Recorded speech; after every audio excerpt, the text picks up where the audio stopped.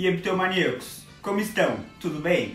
Eu sou o Léo e seja bem-vindo ao Beatlemania Time. Para o vídeo de hoje, eu resolvi trazer um livro que eu li recentemente sobre os Beatles e eu curti demais essa história, que é o livro Here, There and Everywhere, A Minha Vida Gravando os Beatles. Este livro quem escreveu foi o Geoff Emerick, que foi o engenheiro de som dos Beatles. Tá a fim de saber mais sobre essa história resumida aí, sobre esse livro bacana? Então, vem comigo.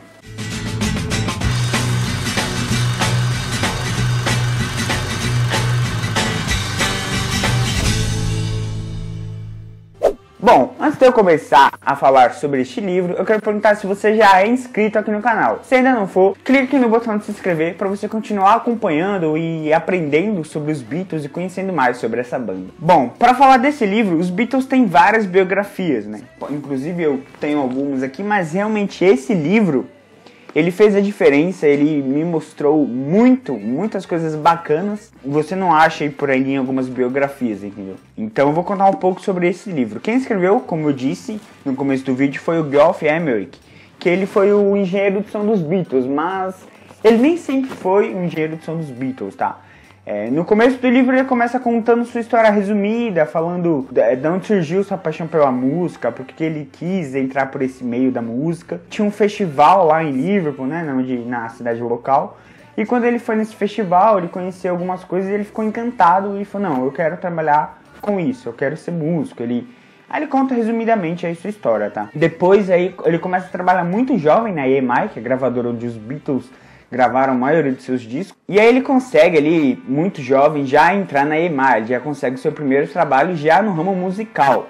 E aí ele começa ali trabalhando como um estagiário, trabalhando como auxiliar dos produtores, né, dos engenheiros musicais. Ele não começou sua carreira já produzindo os Beatles, até porque ele era apenas um auxiliar, ele não era ainda um engenheiro. Ele foi pegando experiência com o Norman, que era o engenheiro mais tempo lá, que tinha mais conhecimento, e ele trabalhava com ele, aprendia e tudo mais. E ele foi evoluindo, foi gravando outros artistas, foi conhecendo ele já, quando os Beatles começaram a fazer sucesso, ele já ouvia os Beatles, já gostava muito do som dos caras. Às vezes ele via até os meninos lá na gravadora e tudo mais, mas ele não trabalhava diretamente com os Beatles. E aí mais pra frente, lá pra 1966, quando os Beatles foram gravar o Revolver, aí sim o Geoff começou a ser realmente o engenheiro de som dos Beatles. E por que ele é muito importante para os Beatles? Por que ele foi muito importante para os Beatles, né? Porque na época lá, ele até conta isso no livro, que a gravadora, a EMI, tinha muitas burocracias, tinha muitas limitações, porque na época, né, muitos anos atrás aí, não tinham tantas tecnologias que a gente tem hoje em relação à música, que você vai lá e faz uma banda inteira num programa de áudio, né? Naquela época não tinha nada disso.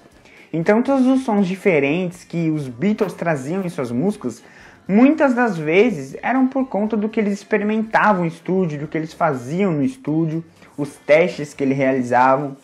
E o Geoff fala no livro que a EMI era muito rígida com o equipamento, então o microfone para captar a guitarra tinha que estar numa certa distância, o microfone para captar a bateria tinha que estar numa certa distância, não podia ultrapassar aquilo. Como o Geoff gostava de experimentar as coisas, também junto com os Beatles, né, que estava naquela fase de não fazer mais shows e apenas experimentar as coisas em estúdio, ele falou assim, não, por que a gente não pode tentar? Vou burlar as leis aqui um pouquinho.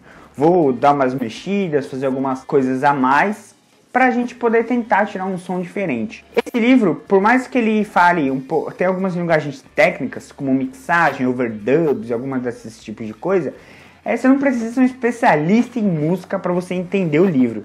Então o livro é bem tranquilo, tem várias explicações, vários casos que ele conta, né, sobre os meninos, sobre o relacionamento deles, sobre como que eles se comportavam no estúdio, como que determinada música foi gravada, como que determinada música foi pensada. E aí no estúdio ficavam os meninos, os quatro, lá no estúdio, lá fazendo seu som. Tinha o George Martin, que era o produtor musical dos Beatles, e o Geoff, que ficava na mesa de mixagem fazendo toda a mágica virar realidade. Por que eu falo isso? Porque principalmente o John Lennon, ele gostava de umas coisas muito, digamos assim, bizarras no estúdio, sabe? Enquanto o Paul McCartney, que era um pouco mais técnico, Ele falava assim, sinto que essa música precisa de um grave maior, precisa de mais agudos, médios. Ele falava um termo mais técnico. O John Lennon já chegava pra ele assim e falava: eu quero que você faça minha voz soar como se eu estivesse andando de motocicleta, como se o vento estivesse batendo na minha cara. Ele queria as coisas mais doidas, sabe, pra ser realizadas. Tanto que uma vez, tem um caso que ele conta aqui no livro, que ele chegou pros seus Rhodes, né, que eram os caras que ficam carregando instrumento e tal. Ele chegou pros meninos e falou assim, vai achar uma corda, eu preciso de uma corda porque eu quero tocar guitarra pendurado no estúdio. Ele queria simplesmente pendurar uma corda no estúdio, se pendurar e ficar tocando guitarra pra ver qual tipo de som isso iria dar. Então assim, os caras realmente podiam experimentar de tudo. E aí você pode estar se perguntando, mas a gravadora a EMI era muito rígida em relação a experimentações, a mudança de... mudar o que já é correto, o que já é padrão. Realmente eles tinham, só que como os Beatles eram a banda que mais dava lucro pra gravadora, eles meio que tinham essa regalia, né? Eles poderiam fazer isso e abusar à vontade, porque os Beatles era a maior banda da EMI. E aí os caras aproveitavam, né? Fazia de tudo que podia e passava pro Geoff e falava assim, cara, é isso que a gente quer, faça a nossa música soar desse jeito, não importa o que você vai ter que fazer, mas faça, entendeu? E ele ia lá, produzia as coisas diferentes, se matava na mesa de mixagem tentando fazer alguma coisa diferente, um som diferenciado.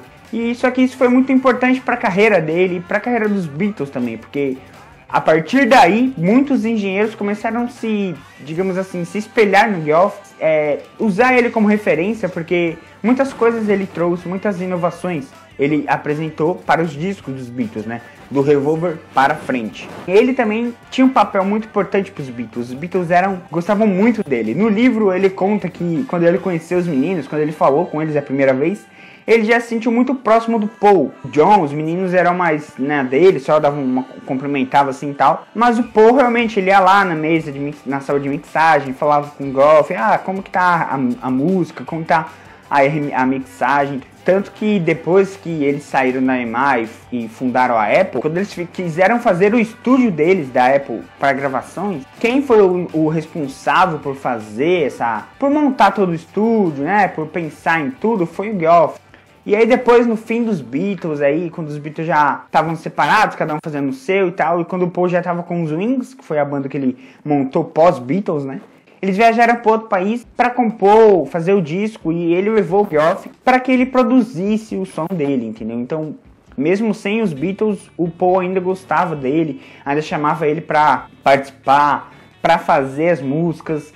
Tanto que quando o Paul se casou, ele chamou o Geoff para ser o padrinho, e quando o Geoff se casou, ele chamou o Paul e a Linda para ser padrinho. Tipo, é muito da hora essa história, a amizade que eles tinham. Infelizmente o Geoff faleceu, se eu não me engano, ele faleceu em 2016 ou 2017.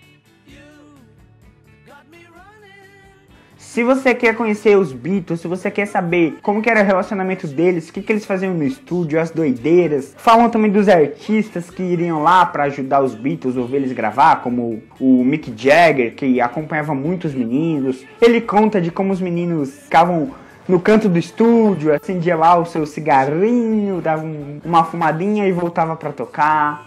Ele conta várias experiências.